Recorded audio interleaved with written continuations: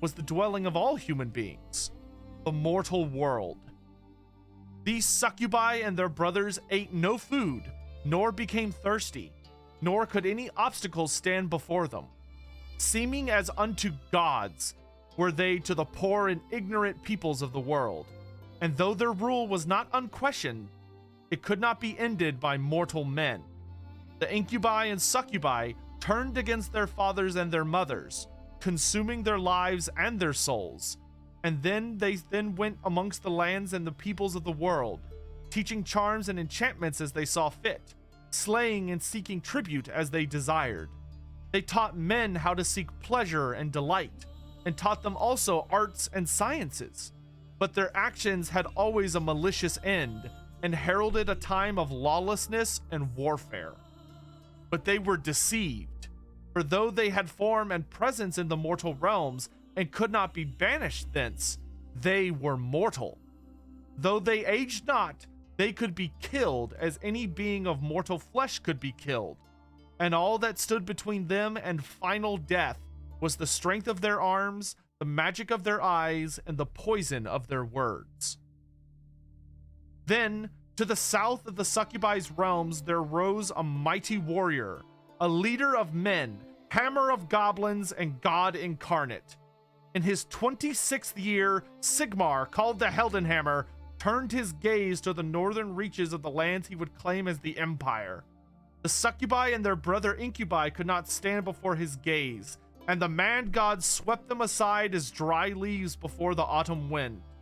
Sigmar hunted out the Dark Ones wherever they sought refuge, and brought fiery ruin upon their heads, scattering them into the wastes, and ending their unholy reign forevermore.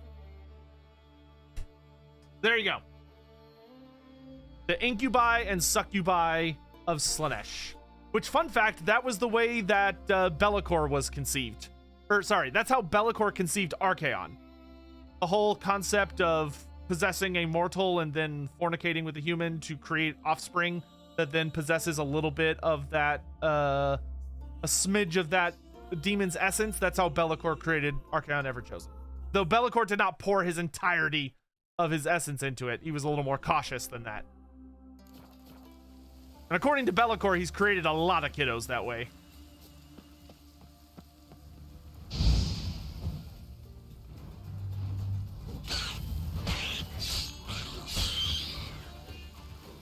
Come on. Is this a first playthrough? Yes, it is.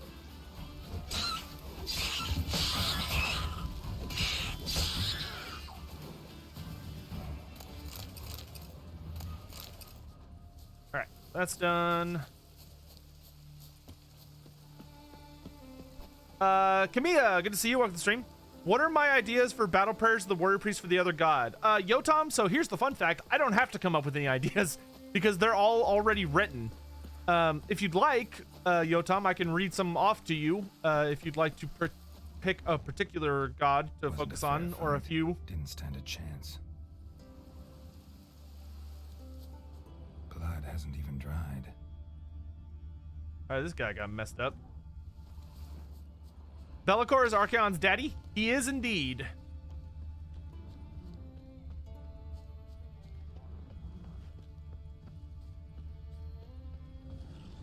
Trail's fresh. Alright, so it looks like a person did this? Ground splattered with blood for a few feet around. A lot of it. What is that? Oh, it's a bear. Oh, Mr. Bear. Ah! Alright, jeez.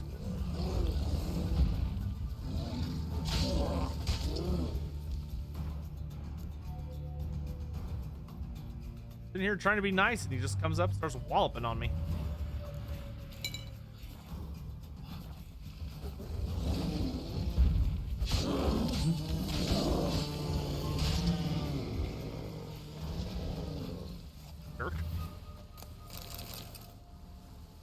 You would like to hear some prayers of Tal. Got it.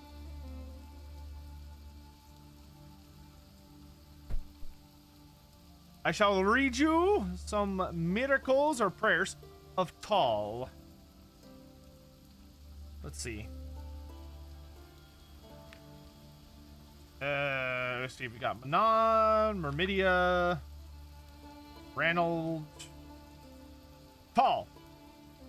Okay, here are a few. 3 of which would probably be adapted if we ever got Warrior Priest of Tall.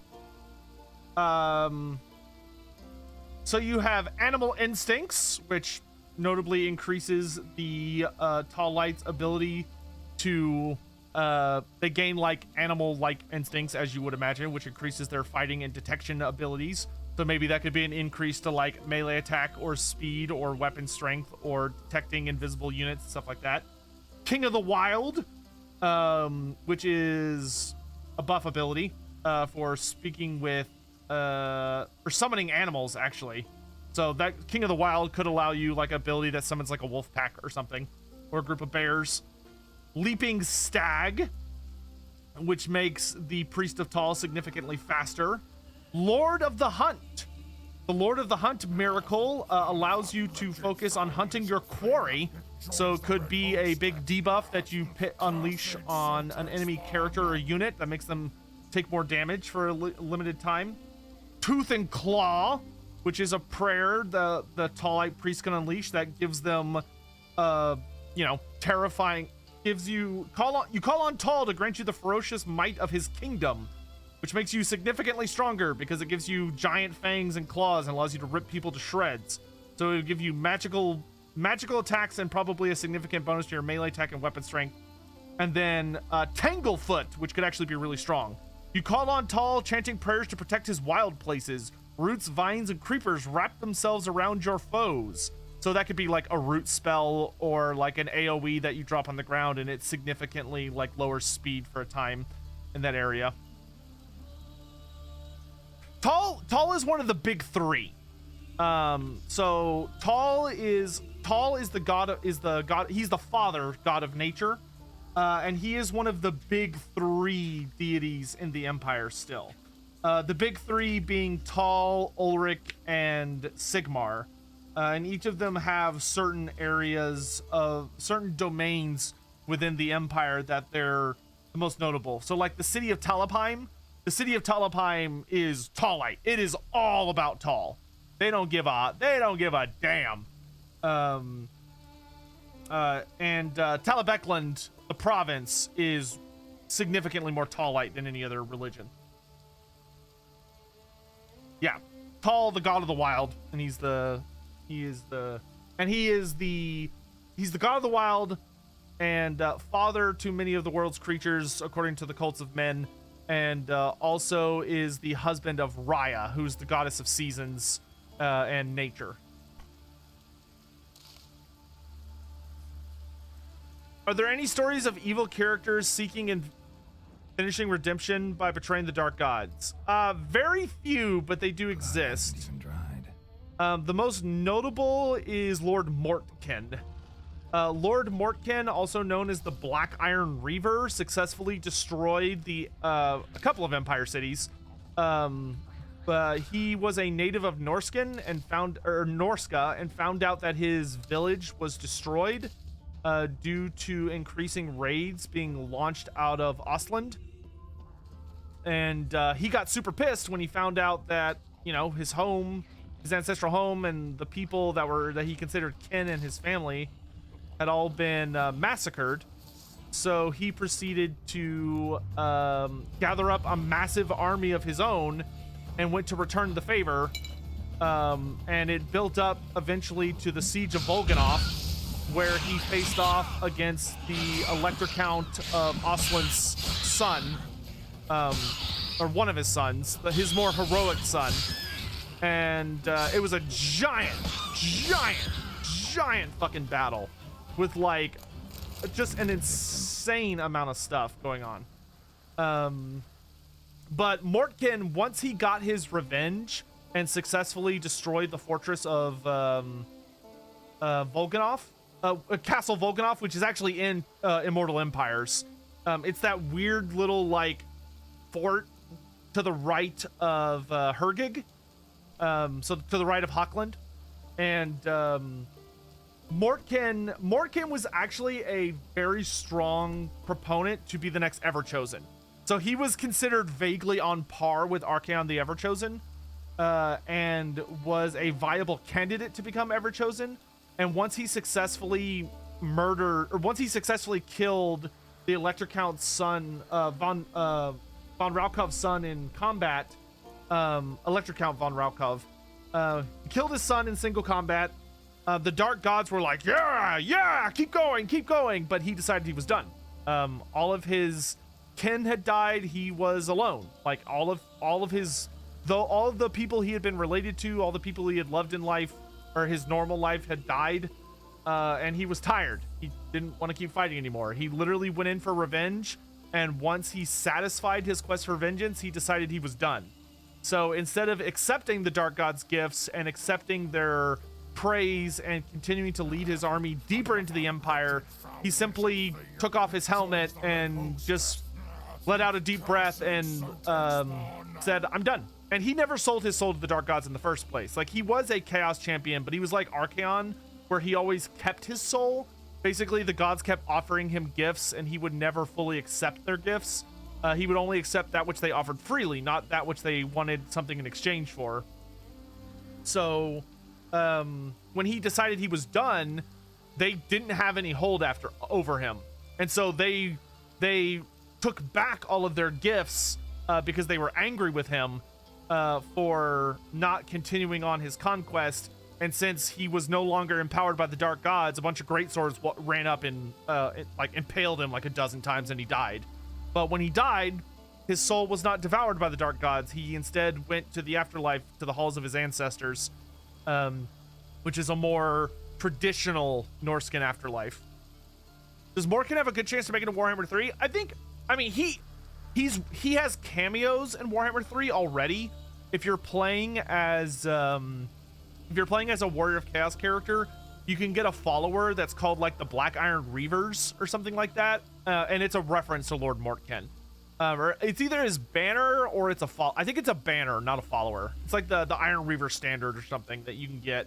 And that's probably the only capacity he'll show up in, because he's similar enough to Archaon that it wouldn't really make sense to also have him when you could have another character who represents a much more different idea. Literally, the only big difference between Mortken and Archaon is that Archaon can use magic, and Mortken rode a Juggernaut, whereas Archaon rides a demonic steed. Also, Chicky Blub, thanks so much for the Prime sub and 1 million tacos. Man, that sounds delicious right now. Thank you very much for the 2 months of Prime. Really appreciate the support, guys. Yotam 9 cheered. X100. What are the specialties and strengths of Averland, other than incest? First of all, that's rude. Second of all, they're not made fun of as much for... Averlanders are not as made fun of as much for incest. They're more made fun of that they tend to look at their sheep, they tend to look at their horses with a little bit too much fondness. That being said, Averland's greatest strength is that it's the breadbasket of the Empire, man. Like, Averland is critical to the survival of the Empire, along with the Moot. It's a beautiful place. They have excellent horses, excellent stables, great steeds. And they also have the Averberg, which is that, what am I snacking on? It's just a Rolo. Which is that, Averheim, the capital city of Averland, Marius Leitdorf was the Mad Count of Averland. Marius Leitdorf was really paranoid, and he thought the apocalypse was coming, which of course he was right. And so Marius Leitdorf spent the vast majority of his life and his funds reinforcing a fortress in Averland known as the Averberg. And that thing was literally an impenetrable fortress. It was not until in the end times when Archaon himself showed up with his entire legion. Archaon actually had to go through the effort of betraying Tzeentch and sacrificing Kairos Fateweaver to get Khorne's favor and unleashing the giant-ass Khorne army, and getting himself personally involved in order to break the Averberg. Like, without Archaon's involvement, the forces of chaos were not actually able to take it, because it was that fucking well secured. Like, it is the most defensible fortress in the old world, second only to Middenheim, I would say.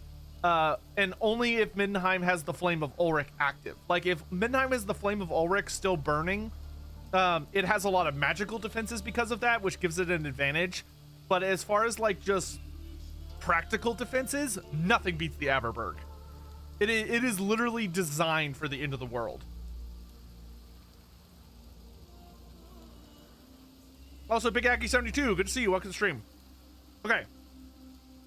Letter to Yane. Yane, my dearest son, ills are a lot of late. Signa's husband's ship crashed in a storm during his last expedition.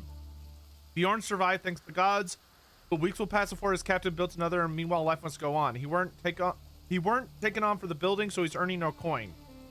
We're eating our winter stocks now, and I fear to think what we'll do when they run out. That's why I'm sending Signa to you and asking for your help on behalf of us all. If you can find work for Signa, then Bjorn and I will come to Kaer Trold to stay with you.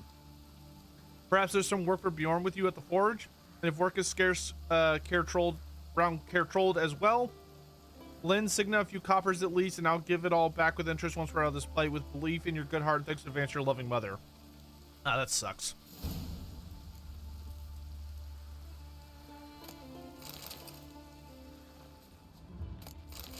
Sent their daughter to go try and save their family, and all it did was get her killed. Bummer. Well, time to go deliver the bad news.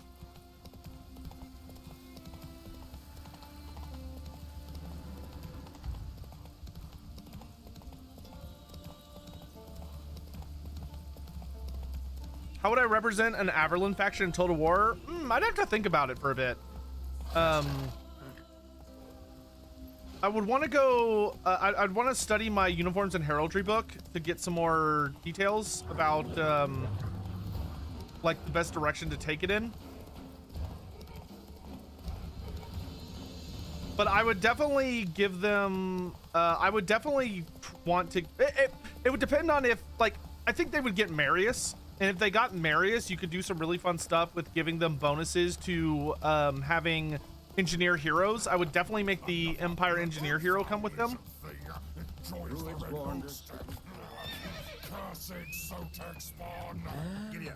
Ooh, 6 months. Happy New Year, Sotek and chat. Hey, Empathetic Chaos, what's up?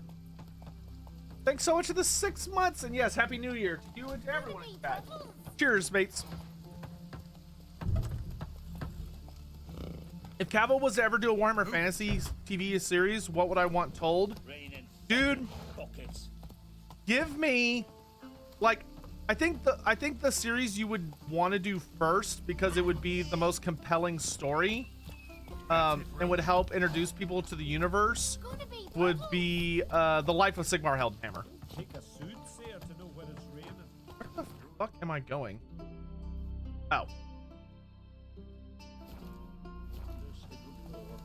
Yeah, I would do The Life of Sigmar Heldenhammer, because that would be such a wonderful story, and would, I think, help establish a lot of the universe, while giving a lot of people the information they need to understand things, but you introduce it piecemeal.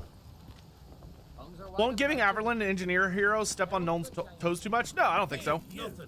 Like, listen, Nuln is like one of the... Okay, first of all, Nuln may be the best at designing black powder weapons and like war machines and stuff. That's not where the engineering school is. Technically, the engineering school where all the like best Imperial engineers tend to be trained is in Altdorf, not Nuln. Second of all, Marius Leitdorf was a genius inventor, like undeniably a genius inventor. That being said, like, if they wanted to give me Nuln instead and give me the engineer with Nuln, I also would not complain. Gotrek and Felix as a series would also be amazing. Yes, I would be very happy for that. Oh, it's this Smith too. I actually like this guy. Ugh. Hey, buddy. Interested in a weapon? There's a tale behind every item I've got. Yeah, I got bad news, dude. I think I have something that was meant for you. A letter from me mum. Says here me sis was bringing it. How'd you come by it?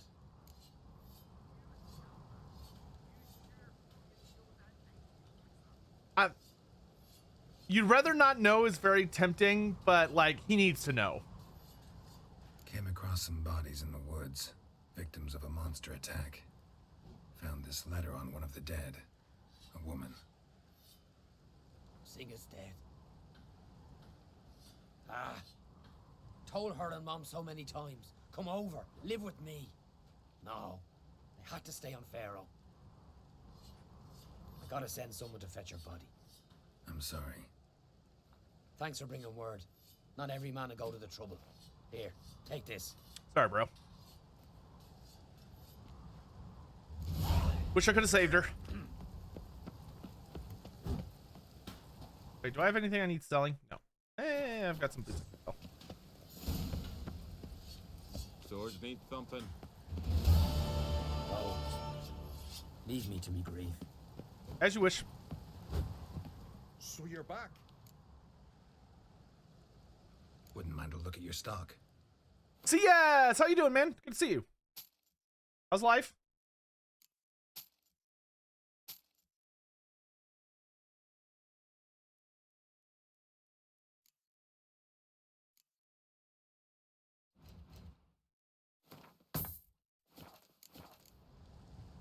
So long.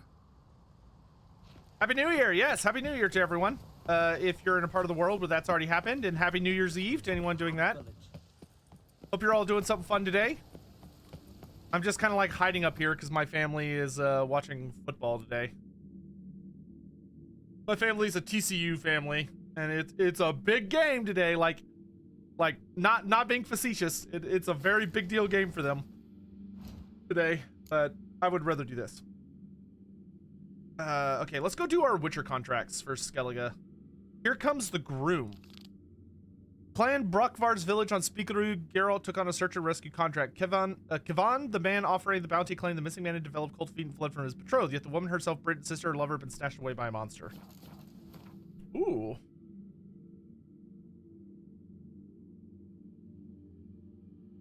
Well, it's not just a bowl game. It's also like the semifinals for the college championship. Darktide grind? Nice. You reached max level yet, or are you still working on other stuff? But keeps to a drizzle. What brings it to me? I didn't want to talk to you. Wouldn't mind a look. I guess I'll look at your wares, even though I know you have nothing.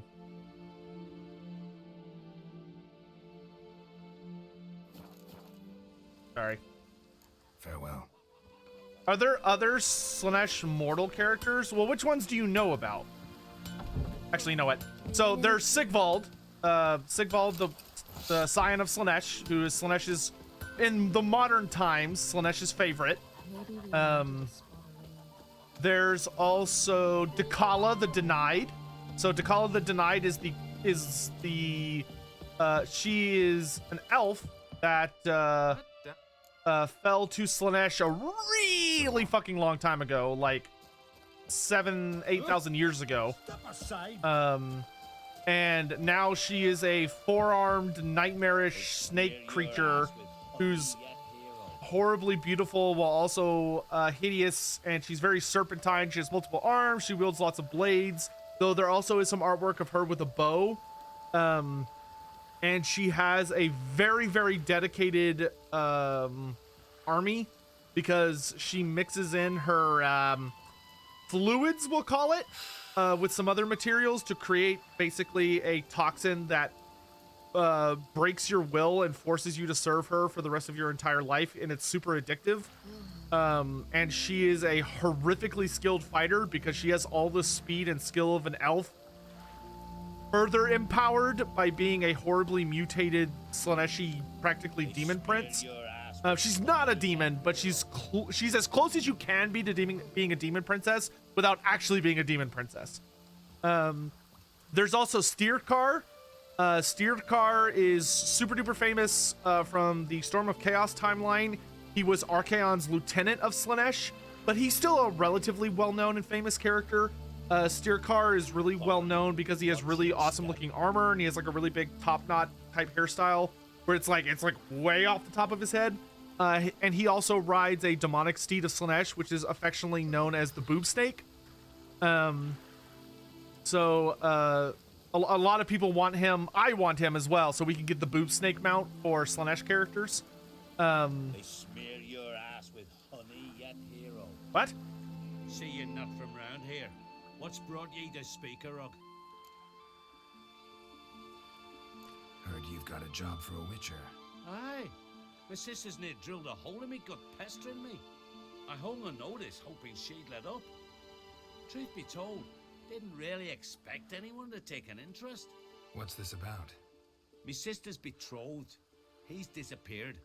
Folks say he done a runner. Sis claims she saw a beast carry him off. Why did Archaon not become a demon prince? Because Archaon refuses to bow to the dark gods.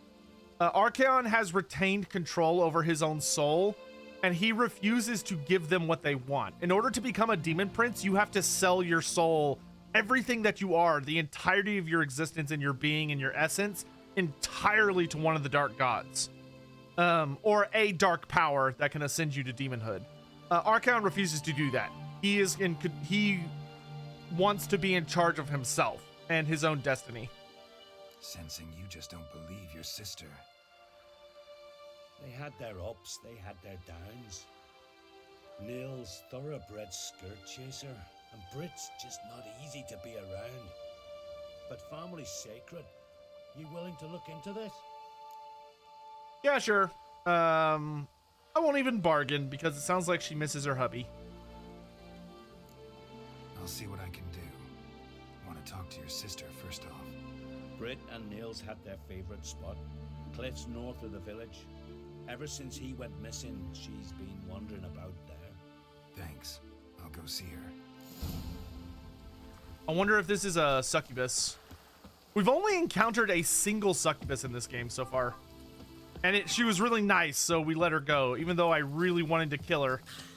Because I could use her monster bits to make a potion.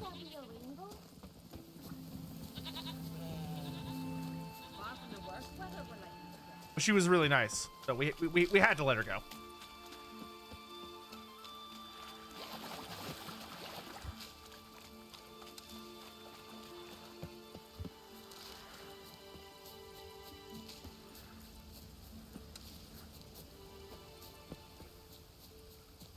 Yes, this is my first playthrough.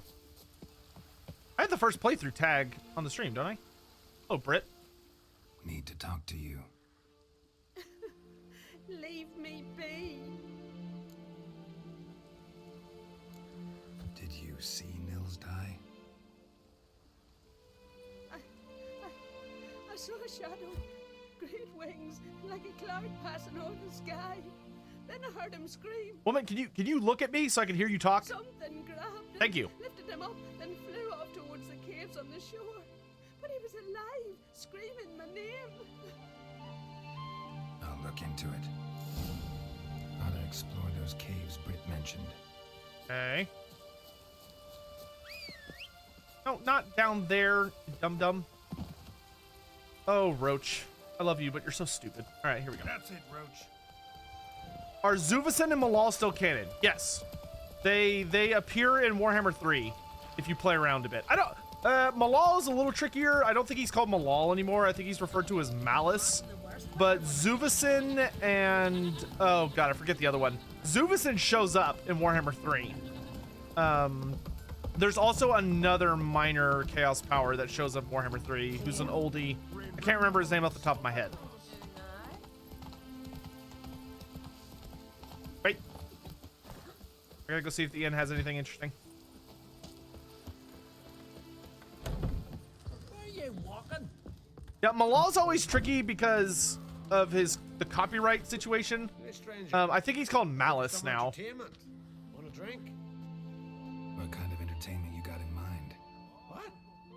Why, beer, mead, and strong spirits. What do you expect at a tavern? Jump rope? Don't know where you're from, but I can see it's far off. Geralt instantly angered that man by doing that. The Brock